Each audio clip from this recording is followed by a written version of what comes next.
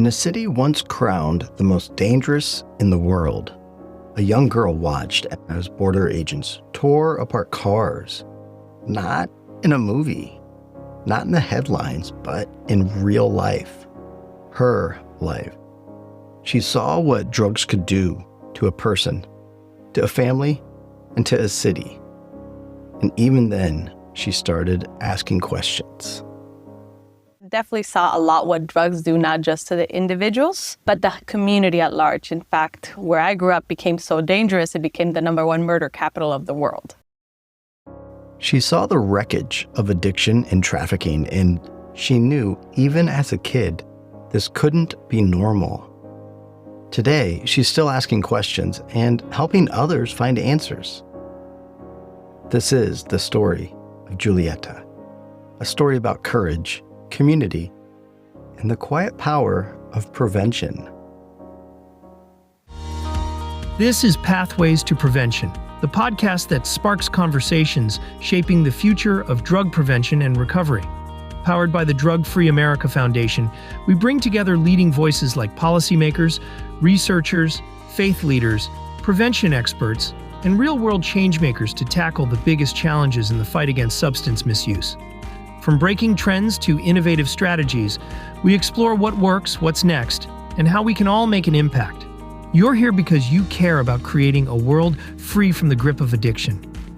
Together, we'll uncover the stories, solutions, and strategies that drive meaningful change. Thank you for listening. Now, let's get started. Julieta grew up in Juárez, Mexico, a vibrant city on the border, rich in culture and community. But just beneath the surface, something darker was always present. Drug trafficking wasn't a headline. It was the backdrop of daily life. She saw cars pulled over at checkpoints, their panels ripped open in search of hidden contraband. She walked through neighborhoods where the impact of the drug trade wasn't just visible, it was lived.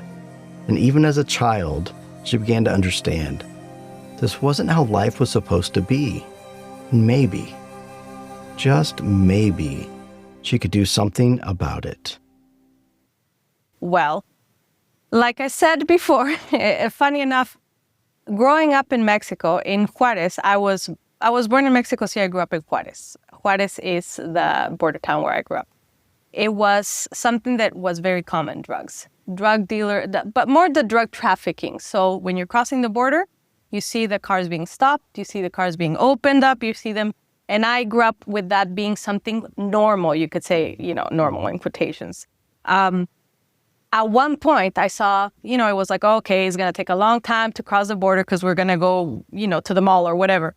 And seeing a car being pulled apart and actually finding drugs and finding all that goes along with it, because along with it also is drug trafficking, there's also human trafficking, there's a lot of things that are nefarious things, you can say, but kind of like seeing it in real life and just kind of woke me up. Now she asked her parents what was going on. And unlike so many others, they didn't dismiss her curiosity. Thankfully, my parents were somebody that they are people that answer questions, because I like to ask a lot of questions. And when I saw this, like, wait a second, this is real. It's not just, everybody knows everything. It's not a normal thing. Kids should not think this is normal. And that kind of was a little bit of a wake-up call. So that's where I started getting, you could say, the bug or the interest of working in that field. Mm-hmm. Because then I went back to school and I'm like, did you guys know that they actually pull cars over? They pull them over and they rip them apart. And there's drugs in there. Do you know that? Do you know what a drug is? Because I was asking my parents, but what is a drug? And my parents, a drug is, and they would explain to me, which is a lot of the materials are in here. So when and the kids are like, yeah, everybody knows that. I'm like, no, but do you know? But do you know what it is? Like, this is not normal. And I didn't know how to get that message across. Those conversations shaped her. They helped her see that drugs weren't just about escape. They were about destruction. And they helped her see something else. That understanding could protect you. And prevention starts with the truth. Years later, Julieta was living in Florida when she stumbled on something that felt familiar. Fast forward many years later, I come to Florida, where I now reside, and there was this one booklet. And I had a friend that was, she had this organization. They were looking for people, and she showed me this one book. And I'm like, oh, that's really cool. And I started looking at like, yeah, we're looking for somebody that can maybe be, head of it, be the president of it or something. And I'm like, yep, let's do it. I'm in. Let's go. And that was like 18 years ago, maybe more. Almost 20 years ago, and it's been an adventure ever since. That was almost 20 years ago. Since then, Julieta's helped thousands of people, youth, teachers, parents, all access prevention tools that don't preach, they empower, they inform, and they tell the truth. It's not about telling people what to do. It's about education. It's about facts, because we know nobody wants to be told what to do. Nobody wants to be told what to do. So this is the great thing about it. And this is why I love working with this organization and why I work with this organization, because it just gives you the facts and it makes it easy for anybody to pick it up and learn and give to others and teach others about it. When Julieta enters a classroom, a school, a community center, she's not there to lecture. She's there to listen, to ask questions, to make sure the people in the room feel heard.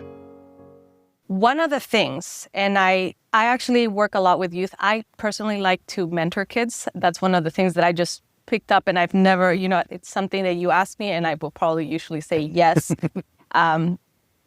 Because I know that you're always going to have questions, and when you have somebody you feel safe and that will answer questions not with like, oh, it's bad, it's going to be bad. And it's not like, oh, you're going to die. You don't want that, because that doesn't give you the facts. But having somebody that was willing to just be like, okay, well, let's look at it. It's like, let's break it down. And having them being educated and knowing about the subject helps educate me. Like, for example, I asked them, well, what is a drug? It's like, well, a drug is basically a poison. I'm like, yeah, okay.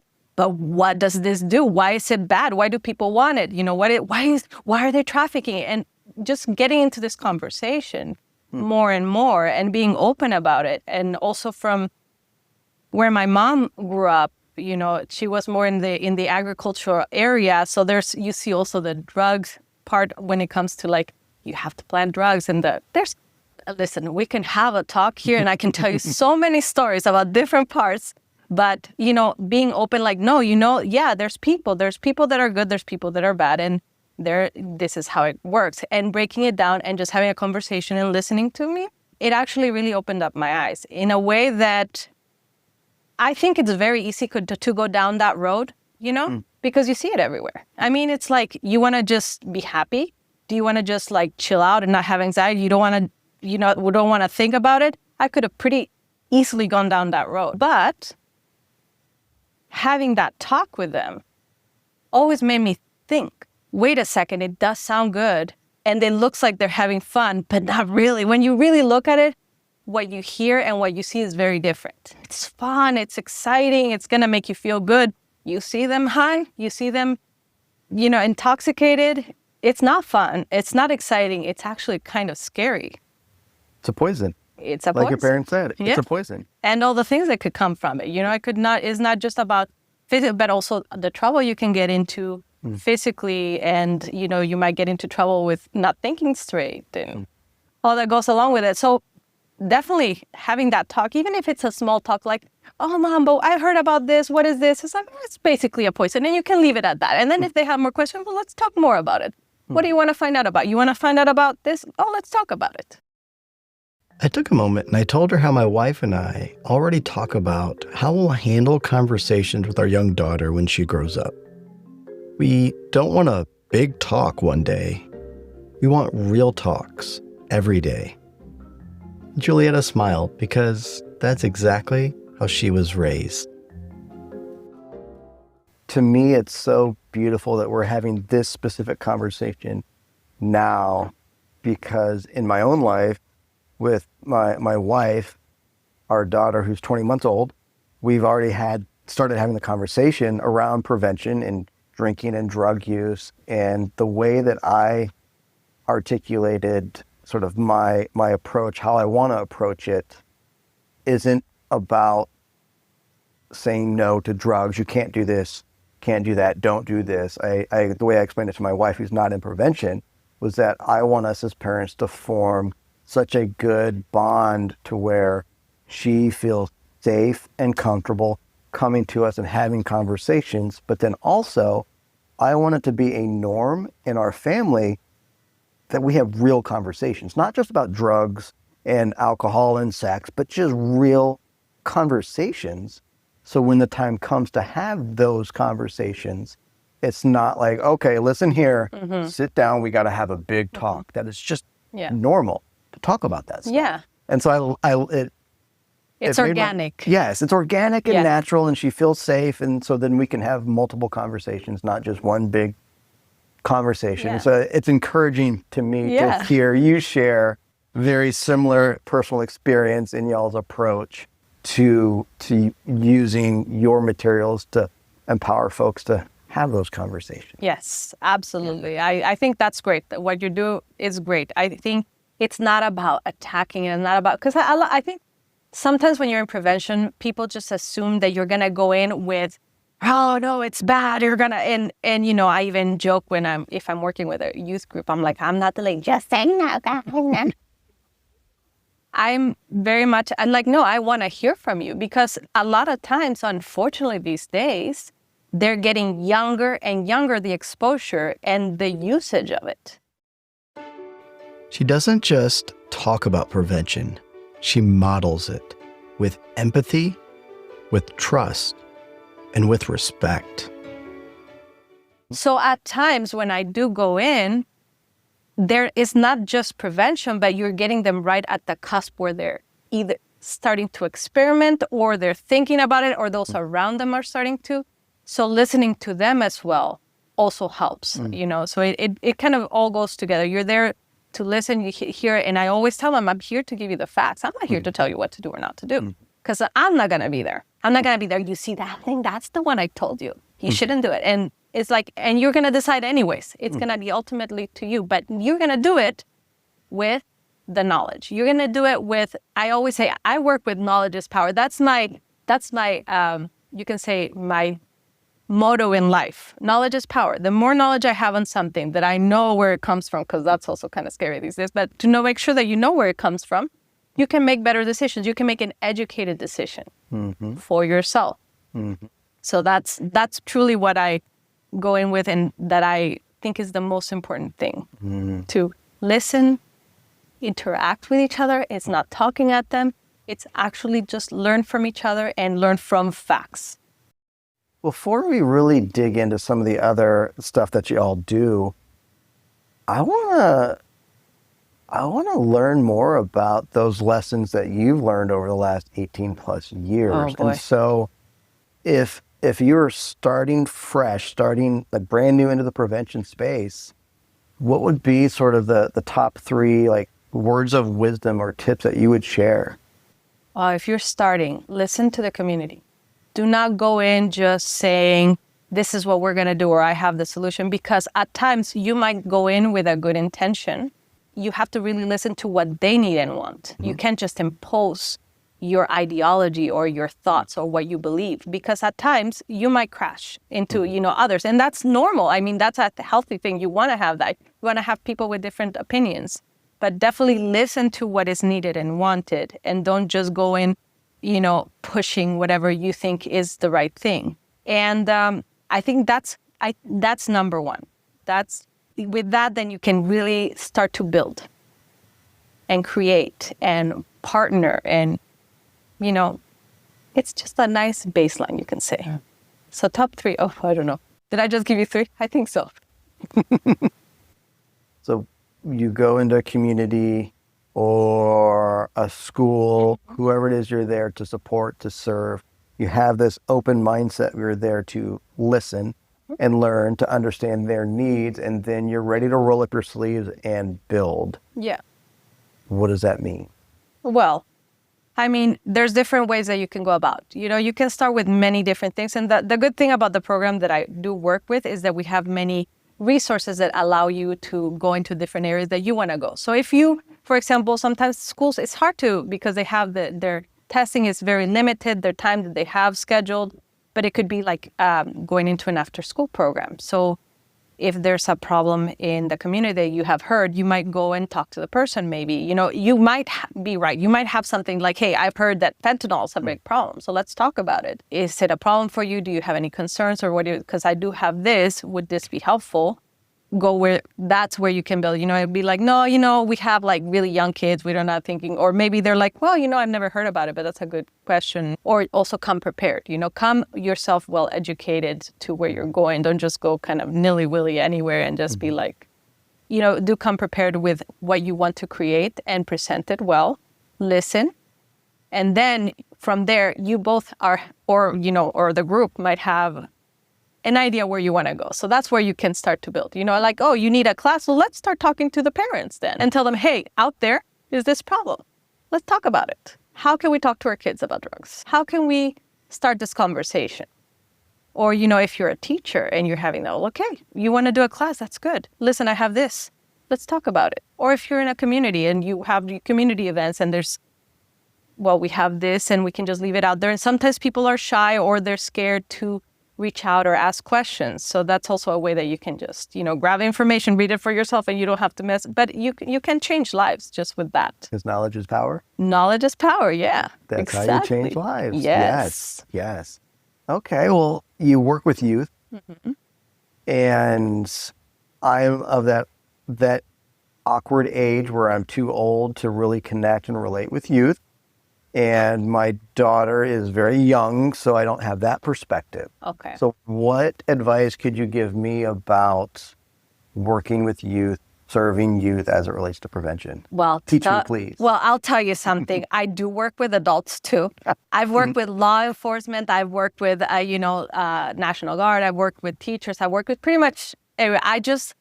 I'm a sucker for the children, okay? So when it comes, because I think, truly is like the children are our future. They're the why behind it. Exactly. So that you have that. You're not just stuck with the children, though I really try to reach them, because you work with them before they get to that point. But to answer your question that you were going, how can you reach children? Well, you have children in that. It could be also a niece and nephew. I have a niece and a nephew, and they ask me questions. I answer them, and that's it. They're not like, well, children, sit down. I'm going to tell you a story. Here's the documentary. We're going to talk all about it. No, it's more like, you look at the area that you're working in. If it's not a youth area, it might be a community thing, then look at the community. Because I do have different things that I can work with, different organizations, different needs and communities. So there's many different ways to do it. So yes, you can reach youth if you're in a community, for example, if you can mentor and with that, reach them in that way. But as a person in the community, literally you can have just the materials, even if you don't know anything about it, but you can say, hey, here, I heard that there's a problem. Maybe you can have it, and you might know somebody that might need this. With a booklet, we have booklets. It can be from show a documentary, share a documentary, play them in your local station. There's in a lot of, I think in most states, you have the free time where they set aside for PSAs. So there's many different things where you can work in the community or work in the area that you want to work in. So you tell me what area you want to work in, and I can probably tell you how you can fit it in. How do I get the youth to listen to me? Oh, okay. Well, you got to be very, very patient. You have to actually want to listen to them as well and respect them. You can't just talk at them. That's just my personal experience and the work that I've done. And I think it's important because I know being heard as a child helped a lot. So I try to be the same as I was given. So I try to give it back. Just because they're small doesn't mean that they're not smart. They are so smart. The questions they come up with, sometimes I'm like, you know what? That's a really good question. I don't know the answer, but that's a really good question, So it's a lot of it is patience and listening. And that's my tips for when I'm working with the youth. Next, I asked Julieta about today's drug landscape. Fentanyl, laced weed, pills disguised as something else. And here's what she had to say. Well, for example, we hear the subject of fentanyl, and we hear, how it's laced pretty much everywhere. There's like nobody is safe from it. Like even if you think, oh, I don't do drugs, but you're around it, and then, that's type of the thing. And I get asked that one of the questions that you always get, well, what's the worst drug that you can think of? I'm like, oh, don't ask me that question, because if I come up with one and I tell you what we think right now is the worst one, tomorrow is going to be another one and another one. So that doesn't go down anywhere. But here's the thing. She's not trying to scare anyone. She's just telling the truth. But the point is that it's very scary that even one time is the last time. First time can be the last time. And it's not exaggerating, because I'm not into scare tactics. That is not my style. That is not my thing. And the program is not like that at all. But unfortunately, that is what it is today. That one moment where you're just like, hey, sure, why not? Maybe you're feeling down and they got you, because they will tell you anything you want to hear. Oh, yeah, it's going to make you feel good. It's going to make you feel bad. It's going to make you feel happy. It's going to make you feel outgoing. Are you shy? It's going to get, whatever. It's the magic cure. You got it. You want it. Here you go. Yeah, well, it's like the snake oil. Everything. It'll cure everything. Cure cancer. It'll, everything. Whatever you want to hear, they will say it. And I've heard it. Okay. So it's not the man that is in a van that is going to kidnap you and make you be, addicted to drugs, and then you're going to die. It's not the first time. You might not die that first time, but there's a lot more that goes to it. And just understanding also, just like I said, knowledge is power. So the more knowledge you have on the subject, the better equipped you are, better armed you can be to combat whatever comes at you. The one thing that comes to mind to me when you talk about the drugs keep getting scarier and scarier, it makes me scratch my head seeing, at least here in the United States, there's more focus on healthy eating, non-genetically modified foods, all of this health-focused stuff. And yet, when it comes to like marijuana, oh, it's natural, it's okay, it's good, it's medicine. But then when you really look at today's marijuana, the high THC levels, but if you look at where it's made, it's all genetically modified. It's all made in a lab.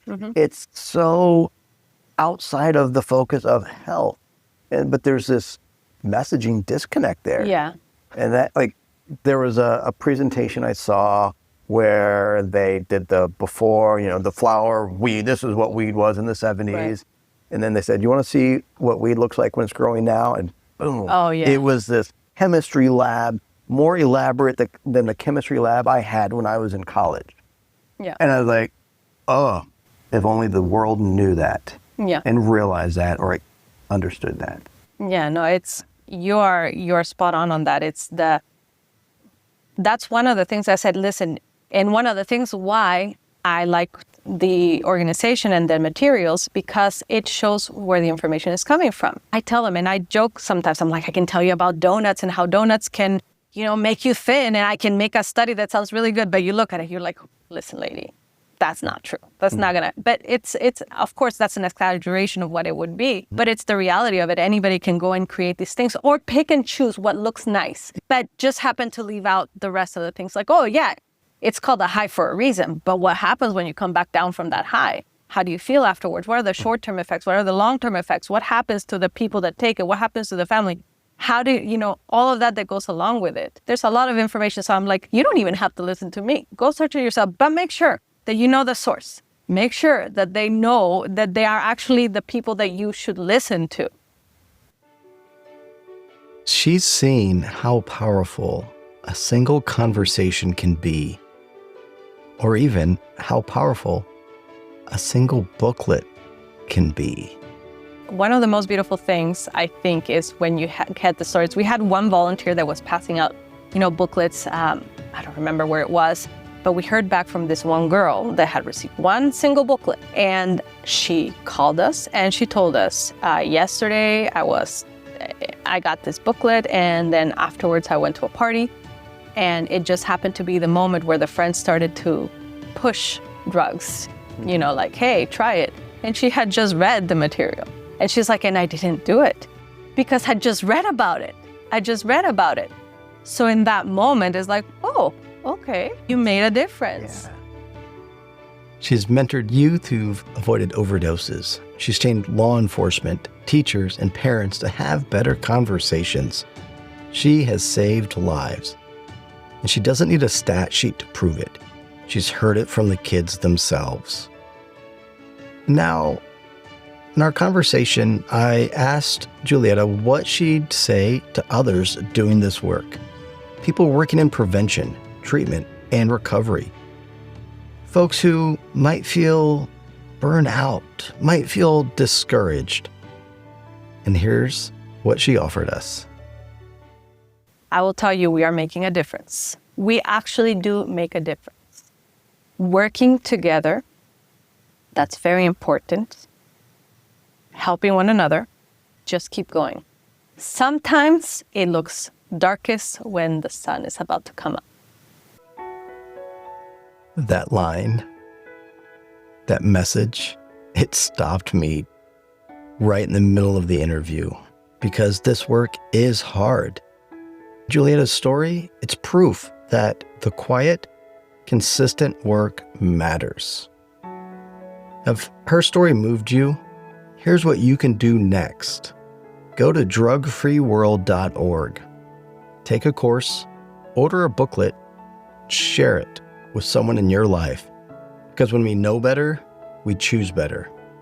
And when we work together, prevention becomes not just possible, it becomes powerful.